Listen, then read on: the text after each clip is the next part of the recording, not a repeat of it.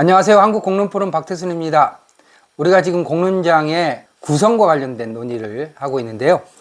지난 시간에 공론장 논의 절차에 대해서 공부를 했고요. 공론장 논의를 통해서 나온 결과를 정리를 해야 되겠죠. 정리를 한 다음에 그 내용을 공유를 하고 전달을 하는 과정이 있을 텐데요. 오늘은 공론장 논의 결과의 정리에 관한 내용을 공부를 하겠습니다. 공론장 논의의 결과를 어떻게 정리할까요? 물론 문서로 정리를 하겠죠. 그런데 공론장 논의의 목표가 언제나 합의는 아닙니다. 이 합의가 무엇을 뜻하는지는 따로 조금 더 상세하게 말씀드릴 기회가 있겠지만, 어쨌든 논의의 결과물을 항상 합의 또는 그것을 정리한 합의문의 형태로 논의 결과가 정리되는 것은 아니다. 어떤 경우에는 어떤 문제에 대한 정보 공유 자체가 목표가 되는 경우도 있고, 그런가 하면은 공감대를 형성하고 의견을 수렴하는 것이 공론장의 목표가 될 수도 있는 것이죠. 따라서 공론장의 목표가 문서화된 합의라고 하는 것은 아니다, 이렇게 말씀을 드릴 수 있습니다. 물론 그렇지만 이제 공적인 성격이 굉장히 강한 문제라든가 이런 경우에, 특히 이제 갈등 현안이라든가 이런 경우에는 다양한 입장 간의 대립과 충돌이 있는 문제이기 때문에 일정한 내용의 합의문을 작성하는 것이 바람직한 경우가 있겠죠. 그렇지만 그 합의 자체를 위해서 공론장이 구성되는 것은 아니다, 이렇게 이해를 하시면 되겠습니다. 그래서 그 이견이 해소되지 않은 경우에 무리한 합의는 오히려 부작용을 일으키기도 하는 것이고요.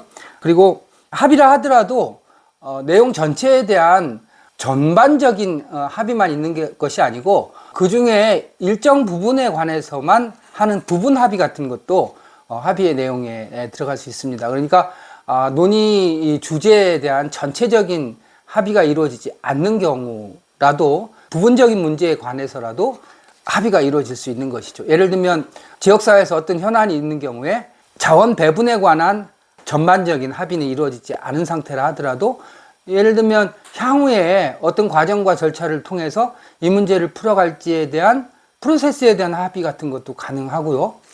그 다음에 사회적인 취약자들한테는 어떻게 할 것인가 라고 하는 부분에 관해서만 합의가 이루어질 수도 있는 것이죠. 이렇게 공론장에서 논의 결과라고 하는 것은 전반적인 합의뿐만 아니라 부분적인 합의가 있을 수 있고, 또 부분적인 합의가 이루어지지 않더라도 공론장은 나름대로 충분한 이유와 목적이 있을 수 있다, 이런 점을 좀 이해를 하실 필요가 있습니다. 합의가 이루어지기 위해서는 다양한 의견 차이, 이해관계 차이가 이렇게 인식의 확장 과정, 정보와 토론, 그리고 의문 해소 등을 통해 가지고 인식의 전반적인 확장이 가능해야 되고요. 인식의 확장 과정을 통해서 사고의 전환이라고 하는 것이 수반이 돼야지만 합의 가능성이 높아지는 것인데요. 이런 인식의 전환이 이루어지지 않은 상태에서 졸속으로 합의가 이루어지는 경우에는 오히려 시간이 지난 다음에 그 합의가 무용지물이 되는 경우가 굉장히 많습니다. 그러니까 무리한 합의가 오히려 이 이후 진행 상황을 굉장히 어렵게 하거나 결정을 번복하게 되는 오류를 범할 가능성이 있기 때문에 합의에 너무 몰두할 필요는 없다, 이렇게 말씀을 드리겠습니다. 그 다음에 이제 이 결과의 정리와 관련해서 나중에 조금 더 상세하게 살펴볼 기회가 있겠지만, 관계가 중요한 주민 공론장 같은 경우에는 정부라든가 행정에서 하는 것과 같이 다수결 방식을 가급적이면 회피하는 것이 바람직합니다. 다수결이라고 하는 것은 사람 수에 동등한 가치를 부여해서 사람이 머릿수의 많고 적음에 의해서 의사결정을 하는 방식이라고 볼 수 있잖아요.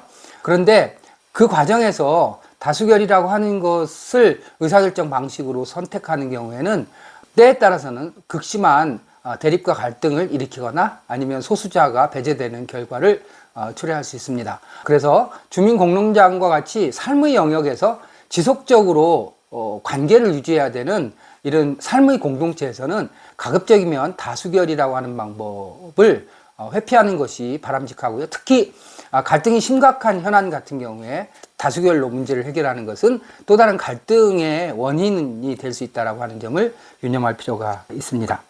공론장 논의 결과는 다양한 차원에서 논의 결과가 정리될 수 있는데, 합의가 이루어지는 경우에 작은 합의가 누적돼서 큰 합의로 발전해가는 양상을 띠게 되는 거죠. 그래서 합의가 없는 상태에서도 공론장은 나름대로 의미가 있고, 부분적인 합의가 이루어질 수도 있고, 또 이것이 발전해서 전면적인 합의가 이루어질 수 있다, 이렇게 말씀을 드릴 수 있습니다.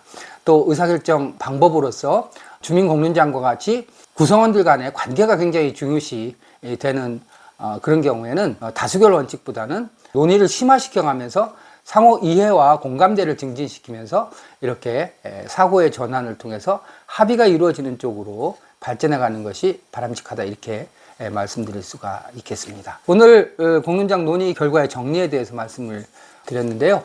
어떻게 도움이 되셨나요? 도움이 되셨다면 구독과 좋아요 부탁드립니다. 감사합니다.